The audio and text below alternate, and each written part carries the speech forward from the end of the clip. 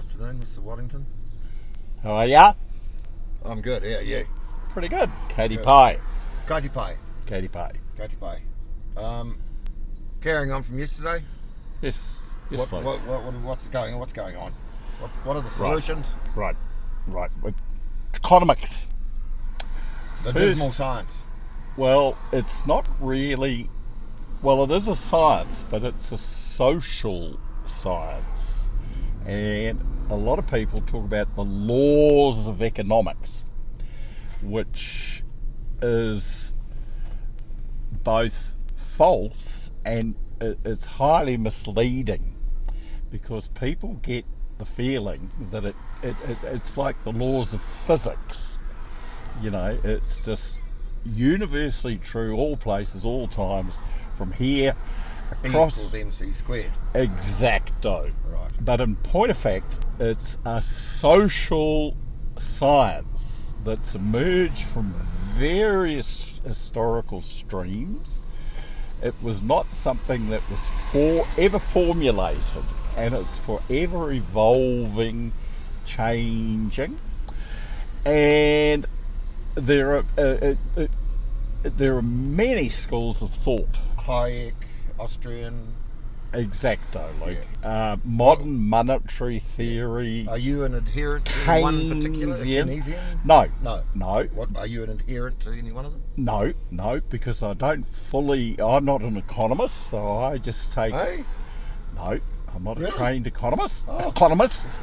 But I take a great interest in it, as most people do, Yes. in point of view of the influence it has on our day-to-day lives, and importantly, our entire political government decision-making has been highly influenced, by and large, by what's been termed as a neoliberal political model that first came into being in the 80s with both Thatcher in Britain and Ronald Reagan in America. Now that term again, neoliberalism. Neoliberal. New liberal. Neoliberalism, No. which was touted. Margaret Thatcher had a famous acronym, TINA, and it stands for There Is No Alternative. Right. You've got it. Yeah. And it was the basic principles were enshrined in what was then termed the Washington Consensus. And what was that? What it was eliminate as much as possible the role of the state, which involved privatisations of assets that had been built up during the Keynesian era, which preceded it. Now, as a excuse me, dominant. now Keynes, what period of Keynes. Keynes? So Keynes. what period of time was he? He was an observer and advisor at the Treaty of Versailles. Oh my goodness. He goes back quite a way. He wrote one or two books that became foundational to economics in the particularly during World War II and immediately post World War II. And basically, it was the proposition that in a demand and supply side analysis of an economy, for a healthy, growing economy, you must stimulate the demand cycle, the demand curve. For goods and services. Goods and services, exactly. And an active state, progressive taxation, and it was an answer to what had occurred in 1929 with the Wall Street crash and the Great Depression, plus the impact of World War II. So, and it worked wonderfully, and was adopted right around the world from the earlier than that in this case of America. It was Franklin Delano Roosevelt's New Deal was really okay. This immediately Keynesian. after World War II, right? Well, At New Deal? immediately before, Oh. and in response to the Great Depression, Ah, which was one of the prime causes of World War II.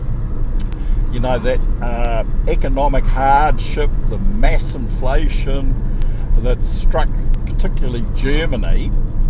But in America's case, Franklin Delano Roosevelt effectively led America out of the Great Depression with fiscal stimulus. with Keynesian economic principles. Right. Being without a demand in the economy, you know, there's no point in having a supply side, So or a supply they curve. supply capital, money. Well, yes, but they principally it was about the state taking an active role to create both infrastructure, and it was a period when America built highway systems, bridges, schools, national parks. They invested, created jobs, which encouraged people to go out and spend again, which stimulated their manufacturing sector, their service sector. Their whole economy began to lift out of the Great Depression. Right. It was a demand. They stimulated demand. So, relative to New Zealand, where what's going wrong now? What's in your opinion? What's happening? Now, since the 80s, we've had a complete reversal of Keynesian economics.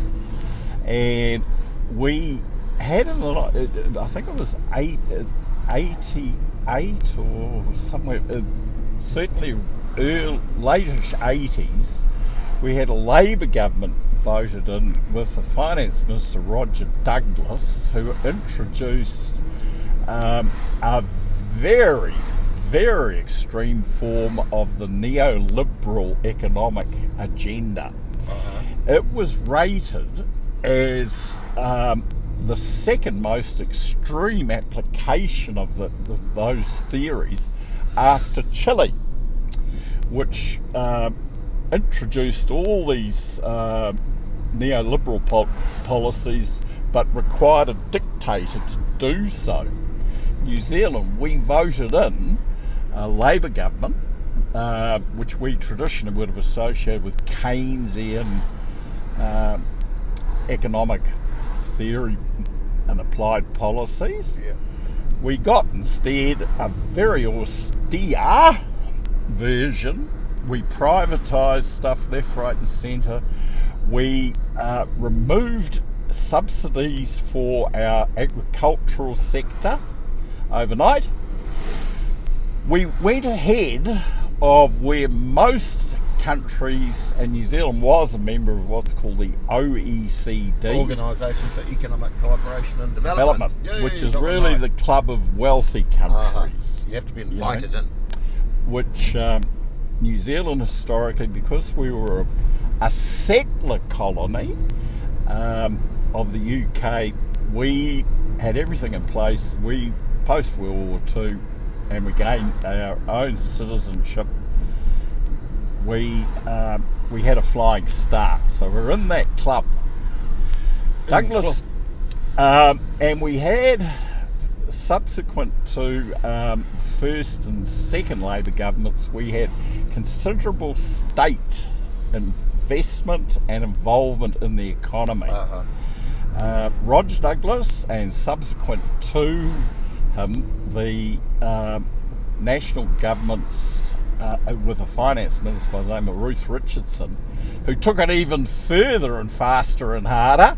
Was she the mother of all budgets? She was, famous term, the mother of all budgets, which produced in 1991 a deep recession, and we can talk about that, but the implications now is the recession New Zealand in is deeper than the one Ruth Richardson created for us in 1991.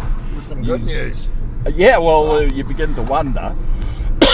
So, through adherence to a they see it as economic laws, the iron laws of economics. We're thrust into a situation now where New Zealand is likely to be in a recession for at least 2025.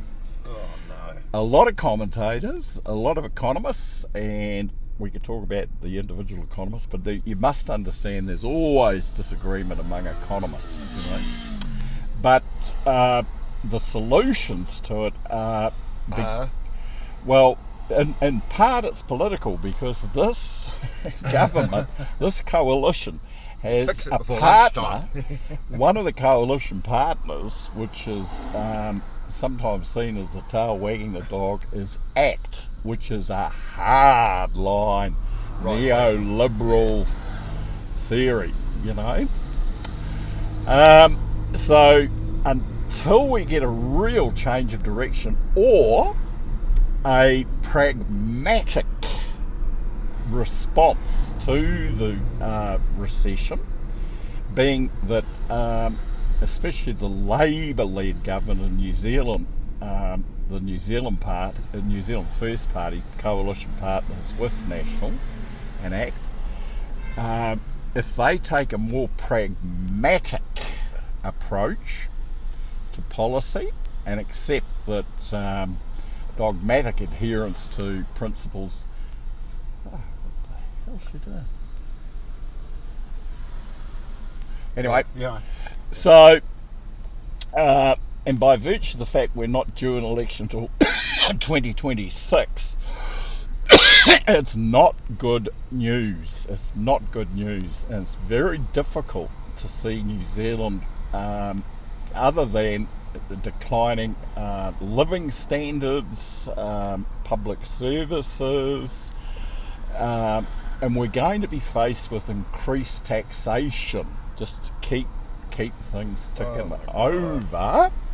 Yeah, I know, and that's contrary to all their predicted outcomes. So that taxation being on PAYE, goods and service tax, so maybe as always, you the wealthiest people in New Zealand pay on average 10% of their income in tax. Yes, what? Your PAYE captured at source, and there is a progression. We're not quite a flat tax rate like the neoliberals would want.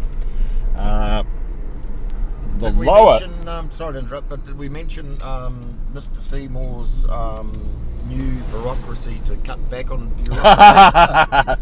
Well, you can comment on all that, Well, but there's they're all on about 150k a year. They are.